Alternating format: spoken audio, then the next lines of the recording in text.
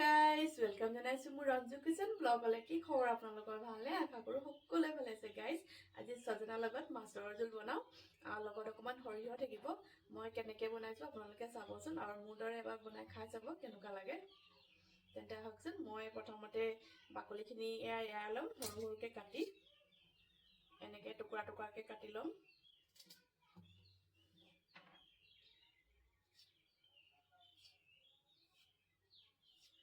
দেখিছেনে?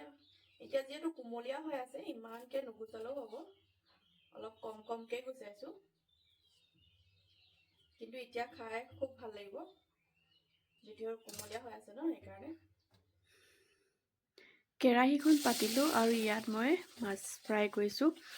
ফ্ৰাই কৰা কামখিনি এটা এটাকৈ কৰি লওঁ।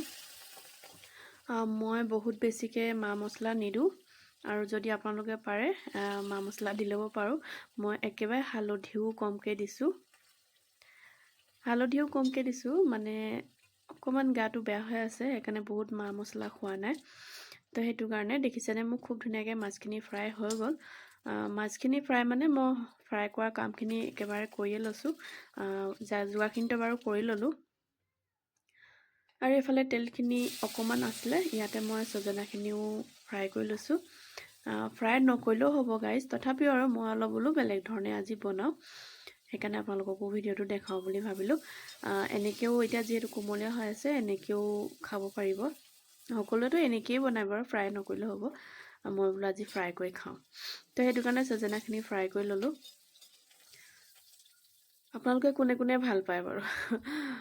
মই খাওঁ আৰু মোৰ মানুহজনে খুব ভাল পায়, কিন্তু বহুত চোবাই থাকিব লাগে কাৰণে মই বহুত বেছিকৈও নাখাওঁ। খাওঁ, কমকৈ খাওঁ, কিন্তু খাব লাগে, ছজনা ভাল হয়। ফ্ৰাই হৈ গ'ল। আৰু এইফালে আৰু অকণমান তেল দি একেখন কেৰাহীতে মই আলু কেইটুকুৰামানো ফ্ৰাই কৰি লৈছোঁ। কৈছোঁ মই আজি সকলোখিনি মানে ফ্ৰাই কৰিয়ে বনাই আছোঁ। আলুখিনিও ফ্ৰাই কৰিছোঁ, ছজনাখিনিও ফ্ৰাই কৰিছোঁ, আৰু এইফালে দেখিছেনে মোৰ আলুখিনিও ফ্ৰাই হৈ গ'ল। আৰু আপোনালোকে কেনেধৰণে বনায় মোক কমেণ্টত জনাবচোন গাইজ, আৰু মোৰ দৰে বনাই খাই চাবচোন, খুব ভাল লাগে। আলুখিনি মই উলিয়াই লৈছোঁ, ফ্ৰাই হৈ গ'ল।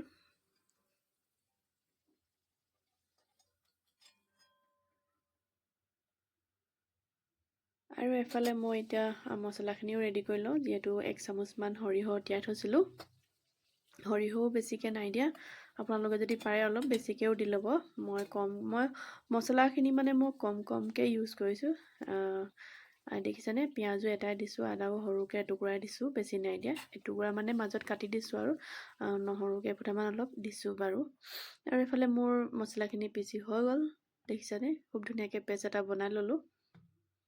আৰু এফালে এখন কেৰাহী পাতি তাতে অকণমান তেল দিলোঁ, আৰু ইয়াৰ এটুকুৰা দিছোঁ ডালচেনি, আৰু তেজপাত 2খন দিছোঁ, কেইটামান গোটা জিৰা দিছোঁ, আৰু এইখিনিও ধুনীয়াকৈ হৈ গ'ল। তাৰপিছত মই মছলা পেষ্টটো ঢালি দিছোঁ ইয়াতে।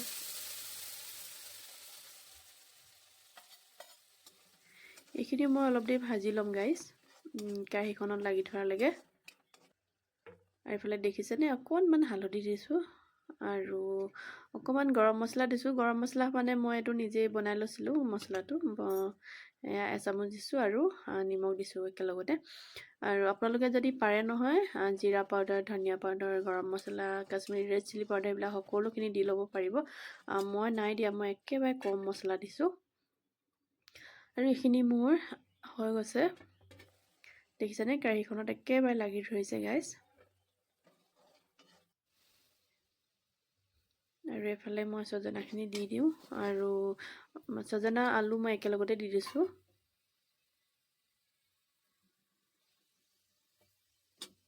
আৰু এতিয়া মই অলপ গৰম পানীও দি দিছোঁ। গৰম পানী দিছোঁ, আপোনালোকে যিকোনো পানী দিলেও হ'ব,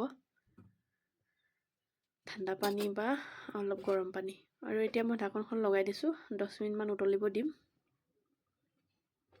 আৰু এইফালে চাওকচোন কিমান ধুনীয়া, মানে মছলা একেবাৰে কম দিছোঁ যদিও ইমান ধুনীয়া কালাৰ আহিছে, সৰিয়হখিনিৰ কাৰণে আহিছে, খুব ধুনীয়া কালাৰটো আহিছে। আৰু এইফালে মই এপিচ এপিচকৈ মাছখিনি দি দিছোঁ। অকণমান গাটো বেয়া হৈ আছে গাইজ মাত চাত ভাগিছে তথাপিও গা বেয়া থাকিলে ঠাণ্ডা মানে কাহ চাহ হৈ থাকিলে মাছ খাব নালাগে বুলি কয় তথাপিও যে খাওঁ কি ক'ম আৰু তাৰপিছত মাছখিনি হৈ গ'ল আৰু চাওকচোন কিমান ধুনীয়াকৈ উতল আহিলে আৰু ইয়াত মই অলপ বেছিকৈ ধনিয়া পাত দি দিছোঁ ধনিয়া পাতটো এতিয়া কি যে ধুনীয়া হৈ আছে একদম সেউজীয়া সেউজীয়া এইখিনি মোৰ বাৰীৰে ধনিয়া পাত হয়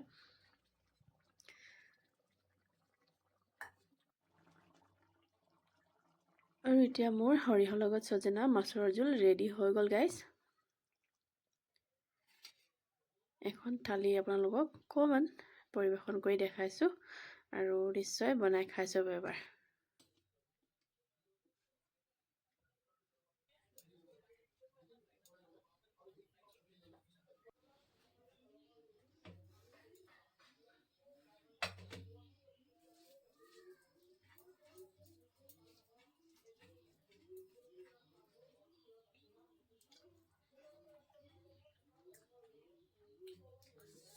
মজা লাগিছে গাইজ ভিডিঅ'টো লাইক শ্বেয়াৰ চেনেলটো ছাবস্ক্ৰাইব কৰি দিব আকৌ লগ পাম নতুন এটা ভিডিঅ'ত আজিলৈ আহোঁ বাই বাই ধন্যবাদ বহুত মজা লাগিছে আপোনালোকক বনাই খাব